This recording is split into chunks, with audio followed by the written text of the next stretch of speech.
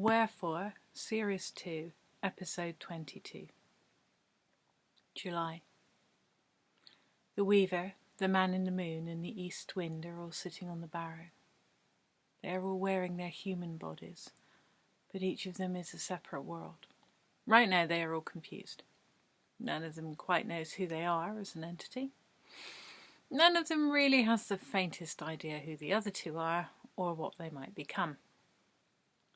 None of them properly appreciate that all three of them are disasters, rolling towards each other, ready to collide in terrible ways. Sometimes love is not enough to save people from each other or from themselves. The East Wind looks out at the hills and the river. He is still getting to grips with being a body in the landscape, having not been real for some time. There are many ways in which he might undertake to be real, and he is pondering all of them. He has forgotten a great deal about himself. Remembering is painful and being real is difficult. For now he has settled on this way of being real in a body that is cute and alluring. It is, however, a rather small space into which he might pour and hold his many other selves. The part of him that is the wind needs to be moving and shifting, flowing over new places and breathing change as he goes. He is restless, always. He cannot stay as one thing for long. Thinking about himself is difficult. He would rather be doing than deciding. Better to be a flow of magic and energy in the world than any kind of shape with a plan. And yet, he turns to look at the Man in the Moon, who is also changing, and with whom he feels a strange kinship. There are adventures to be had and possibilities to explore if he stays here as he currently is. Does he want that? Maybe. Maybe not. Turning the other way, he looks at the Weaver. She is lying on her side, her cheek against the barrow. There is intimacy in it, a communion he is not part of. He has dreamed with her for a long time, and experiencing her as a body entirely separate from his own is a bit odd. He could fold himself into her, be an egg under her ribs, be a whisper of wind in her mind. But she would hold him down, tie him to this place with her magic, and limit him. To love her is to be limited, to make choices, to pick a future. Does he want to do that? Yes, yes, yes. No, no, no. He does, and he does not. There is no other way for him to be, not at the moment. Contradiction is his essence, what attracts him, repels him, sometimes, and he does not want to choose. He wants everything to be possible and nothing to be certain. Lying back on the barrow, he paints the sky with his fingertips, tweaking clouds into new shapes, making faces and creatures. It has been a while since he last toyed with the clouds in this way, and he has forgotten that it pleases him. He could stay on this hill forever and play with the sky, he thinks. He also knows that he won't. He has been so many things. Lover and tyrant, dream and action. He has been a creature of fear and a creature of desire, wearing so many skins and faces over the years. These he sheds when they no longer serve him, when he is bored or tired or feels too constricted. It is the act of changing that is the essence of him. No one has travelled with him through these changes or known many of his faces. But beside him is the Man in the Moon, who wears a different face each night, always changing, never in quite the same place. Here is a kindred spirit who could know and understand, maybe, maybe not. And then there is the Weaver, made of complexity, sensitive to possibility, open as few are open to him, and he wonders what would happen if he let her see his changing faces. Would he like to be known and understood? Maybe, maybe not. The Weaver opens her eyes and looks across at him. There is trust in her face and hope and something a bit like a smile and regret. I think you are either going to save me or destroy me, she says. The East Wind looks away because he knows what he is, and inevitably he will do both, although he has no idea in which order. He could choose. He could pick a path or a single answer, but he won't, not yet, not now. He won't commit to not choosing either, that closes down too many things.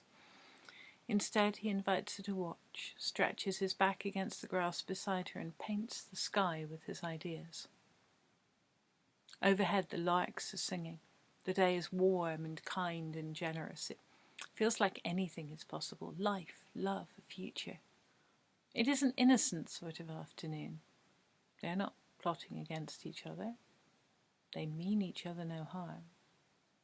The weaver feels how dangerously they pull on each other's threads, and she ignores it because she just wants this afternoon to be real and perfect, and she is so tired. If she put her mind to it, she could weave the three of them together in some way that would work, but she does not want to force either of them or bind them. Later she will regret this choice, something she half expects already. Right now the east wind is beautiful and distracting, and she does not want to think too much about the future. Not too much. Not yet. "I've never seen your dragon face," she says.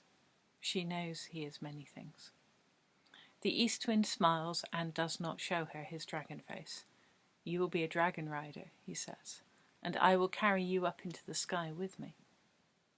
"I would like that," she says. He paints one of the clouds into a dragon shape and makes it wheel and dive for her. Both of them are imagining being in the sky together. It is a good dream, rich and delightful, with something of an erotic subtext. They could do marvellous, extravagant things together.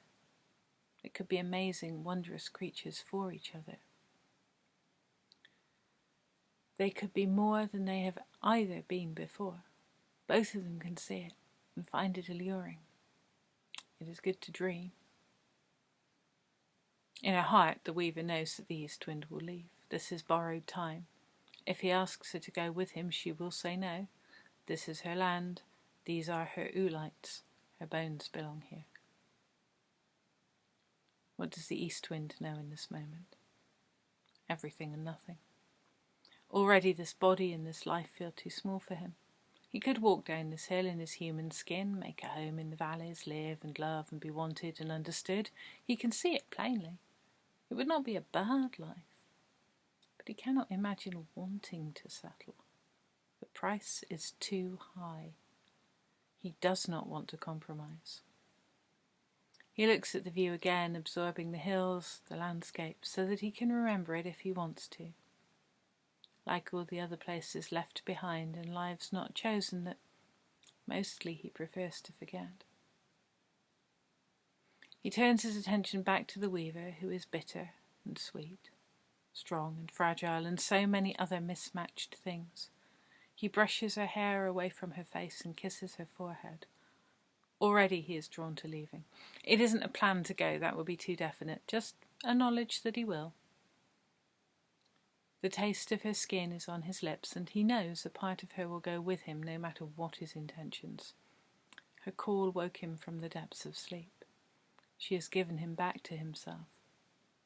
He is not as he was, whatever that means.